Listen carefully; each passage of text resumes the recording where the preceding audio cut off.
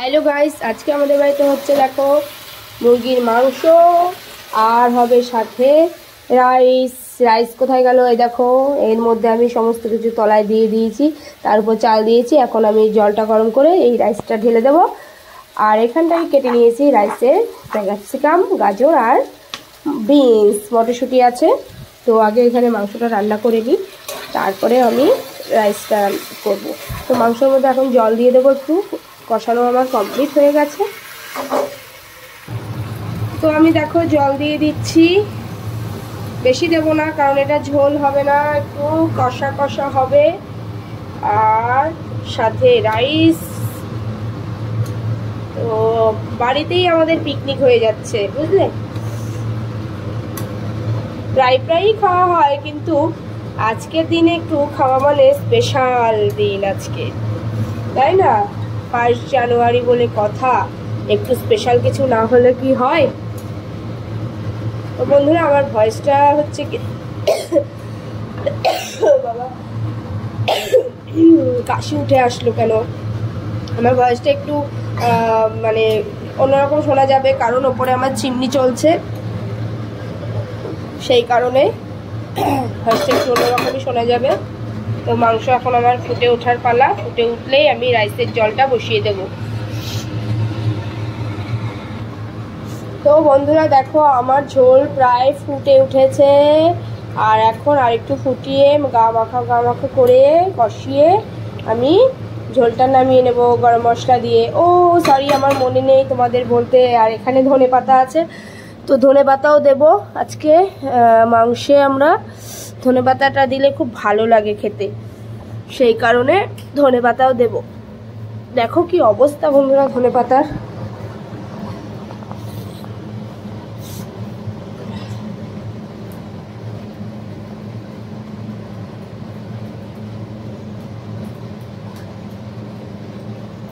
এই ধনেপাতাটু আমি মাংসে দিয়ে দেব। তো ধনেপাতাটা আমি ধুয়ে নিই আগে ভালো করে, তারপর বেছে বেছে কেটে নেব।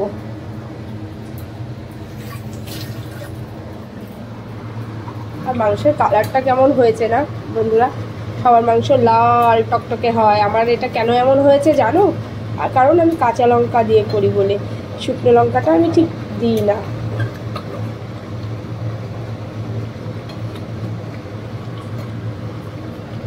তো বন্ধুরা দেখতে থাকো পরপর। তো বন্ধুরা মাংস আমার প্রায় হয়ে গেছে। তো এখন আমি দেখো গরম মশলা দিয়ে দিচ্ছি, শাহি গরম মশলা দিয়ে দিচ্ছি। এই গরম মশলাটা না খুব ভালো। তো এবার আমি এটাকে ঘেটে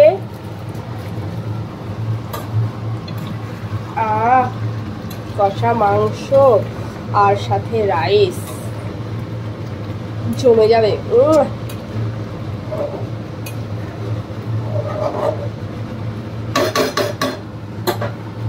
তারপর আমি নামিয়ে নেব।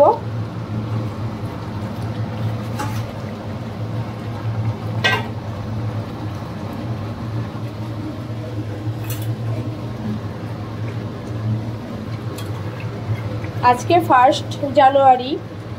তো 1 জানুয়ারিতে প্রতি বছরই এদিক ওদিক পিকনিকে যাওয়া হয়, একটু ঘোরা হয়। এবছর ঘোরা হলো না বন্ধুরা, কারণ একটাই। কারণটা হচ্ছে আমার ছোটো মেয়ের শরীরটা একদমই ভালো না, তো সেই কারণে কোথাও ঘুরতে যাওয়া হয়নি। তো যাই হোক, এখন আমি মাংসটা নামিয়ে নিই। দেখো বন্ধুরা, মাংসটা নামিয়ে নিচ্ছি। বাবা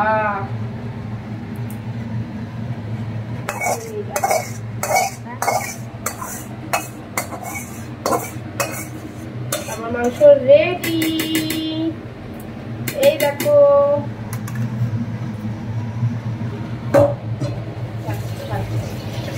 বন্ধুরা দেখো, আমি কড়াই থেকে ধনেপাতাটা দিইনি, ধনেপাতাটা আমি এখন দিচ্ছি, কারণ ধনেপাতাটা না হলে ইয়ে হয়ে যায়, মানে জালে পড়ে কেমন একটা হয়ে যায়। আর এটা টাটকা থাকবে আর খুব সুন্দর একটা সেন্ট বেরোবে। এখন আমি এটা ঘেটে দেবো একটু, একটা সেন্ট বেরোচ্ছে।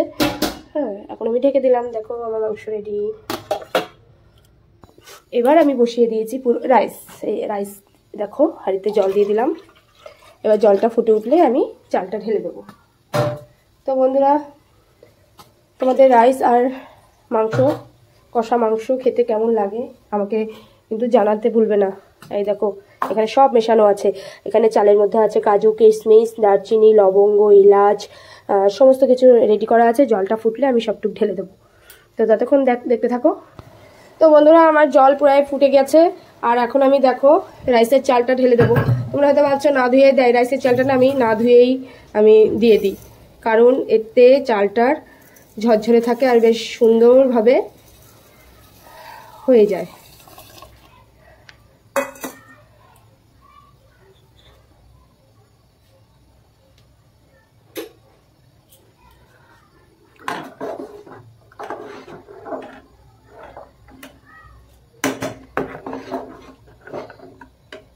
এখন চালটা ফুটুক, ততক্ষণে আমি আবার অন্য কাজ করে আসি।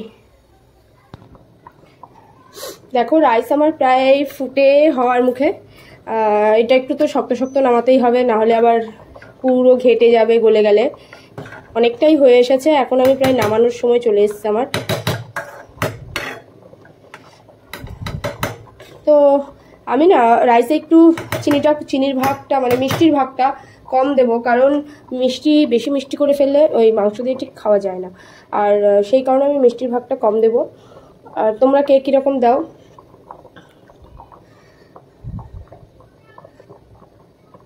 রাইসের মধ্যে যে এলাচগুলো দেওয়া হয় সেই এলাচগুলো পুরো ফুটে আঙুর ফলের মতো হয়ে যায়।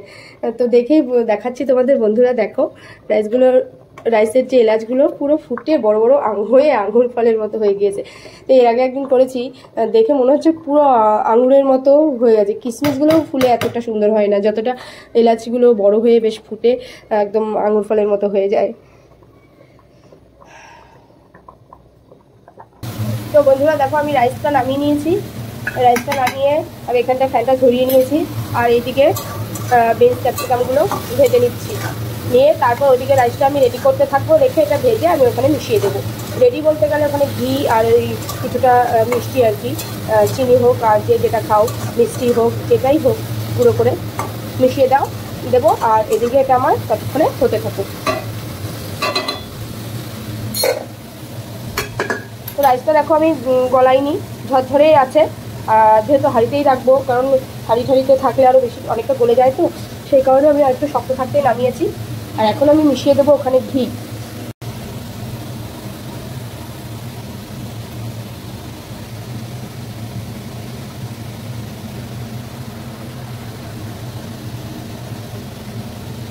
ঘিটা আমার মিক্স করা হয়ে গেল।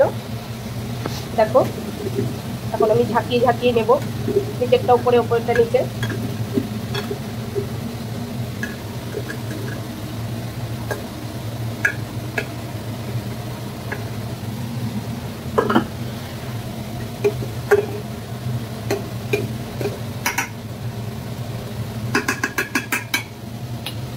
এখন মিষ্টিটা মিশিয়ে দেবো, ব্যাস।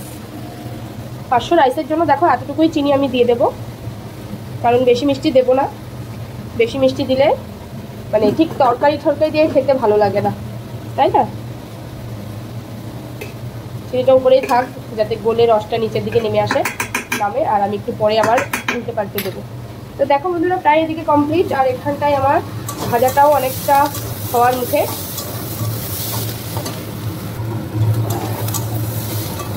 তা দেখো বন্ধুরা ভাজাটাও আমার হয়ে গেছে। এবার আমি রাইসে সব মিশিয়ে দেবো। পুরো ভাজা কমপ্লিট। আর একটু ভাজবো, কমপ্লিট না, আর একটু ভাজতে হবে। আর একটু ভেজে তারপর আমি রাইসে মিশিয়ে দেবো। তারপর আমার রাইস আর ভাজা রেডি। কি মজা! তারপর খেতে হবে গরম গরম। বলে তো আজকে বলবো কালকে ভুলে যাবে, বলে দিতে হবে না, এভাবে হয় না। Ready rice.